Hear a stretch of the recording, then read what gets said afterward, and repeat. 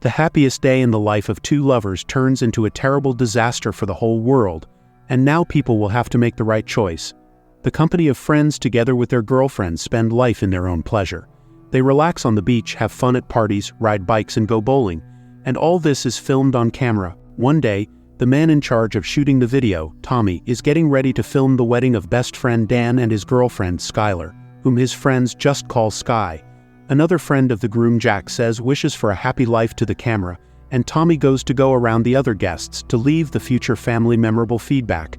And then comes the solemn moment itself. The father of the bride brings out his daughter, and the happy newlyweds make a pledge of eternal love and devotion. The fun begins. The young ones dance their first dance. Later, Jack makes a speech that suddenly offends his girlfriend Allison, because they also have a long-standing relationship. But the guy does not call her to marry. Tommy notices her sadness, and the girl shares with him about it, and he confesses that she is the most amazing girl he knows. It's time to catch the bouquet, and Allison catches it, but at the look on Jack's face, the girl walks off towards the elevator. The guy catches up with her, and Allison expresses her misunderstanding of their situation. If he doesn't love her, then wouldn't it be better if they broke up? And at this point, Jack sees Tommy filming the scene, gets distracted by him, and the girl does leave. Later, Tommy helps the bride's parents take the gifts to the room and films them in the elevator. An adult couple tells the secrets of a long marriage. When it gets really cold, the lights flicker and people drop dead. Tommy doesn't understand what is happening or what to do. When the elevator opens, the man gets out and sees a horrible scene downstairs. Most of the guests are lying on the floor. The rest of the guests try to bring them to their senses, but soon realize that their family and friends are already dead. Tommy is talking about Sky's parents when the building shakes from something falling. People are horrified to see buildings in the neighborhood collapsing, the earth shaking. Survivors try to get out into the street. From there comes a terrifying sound like the roar of an unknown beast. The phones are not picking up the network, and Jack's attempts to find Allison go nowhere. But her last message is sent from the street where the church is located. Meanwhile, pandemonium continues outside, which Tommy tries to film, his friends leading him away. Finally, the company manages to get outside, but it's no better there either. There are burning cars and collapsing buildings everywhere, mad people running around. The guys try to explain what happened, maybe it's an alien attack, but Sky suddenly hypothesizes that it's the biblical end of the world which her parents have been discussing for years. All the good people died in the first minute and the bad people were left behind. But Dan reminds her that she herself is a believer and goes to church, so she is a good person, but at the same time she stayed with them, so this is not the case at all, and now they need to find shelter, especially as a huge icy hail starts to fall from the sky. The group runs towards the library, but once inside they notice Sky's absence. The men begin to circle the semi-dark room looking for the girl when another jolt throws Tommy to the floor. Jumping up, he notices a girl nearby who introduces herself as Sam. The guy starts talking when suddenly he sees Sky and runs after her. The girl again talks about the biblical origin of the tragedy and sets out to prove it. She finds a Bible and reads the chapter on the rapture, but no one believes her. Jack insists on looking for Allison when Tommy remembers that the girl often went to church and the last message was from there. The friends, joined by Sam, set off on their journey. They have to walk down a nighttime street in the pouring rain that can't put out the many fires around them, and soon the company finds a downed airplane blocking the way. Sky sees this as proof of his theory. Suddenly, a carriage with a dead driver rolls out of the darkness and Sky begins to pray. Suddenly there is a loud sound followed by a bell, and a creature flies over the group, and immediately something grabs and drags Sky away. A minute later, she falls from somewhere high. The guys rush to her and find the girl wounded and covered in blood. Dan carries her to a nearby church, but when they get inside, Sam notices that the Bible that Sky was carrying at the time of the attack looks like it's burned from the inside out. The pastor asks the guys to take the girl into the back of the facility while he finds a nurse. And that's when Jack sees Allison. The pair embrace each other. After learning of the deaths of the others, the girl cries. Meanwhile, the nurse treats the wound on Sky's back and sets her twisted arms, causing the girl to suffer. Meanwhile, Tommy asks the shepherd to explain what is happening, and he confirms the version of the rapture. The believers have gone to heaven, and the others are waiting for their fate. At that moment, the pastor is informed that there is a pregnant woman among the new arrivals, and he rushes to her. The woman gives birth, but the child is born dead. The pastor goes to the basement to dig a grave for him and explains to Tommy that the child was innocent. So God left their mortal bodies and his soul received eternal bliss. Everything was as foretold. The first trumpet sounded, and a terrible cold. After realizing everything, the pastor came here. and here he realized that he didn't have true faith. That's why he was forsaken. Later, Tommy revisits footage from the wedding when Jack confesses that he and Allison intend to hide here. But a knock on the window and the appearance of something scary that drags away the man left outside shows that the church isn't a safe place either. Realizing this, Tommy records a video in which he is about to make a confession, but he is interrupted by Sam and offers to do it on her camera, and Tommy confesses that he has always had a crush on Allison but couldn't admit it because she was with Jack.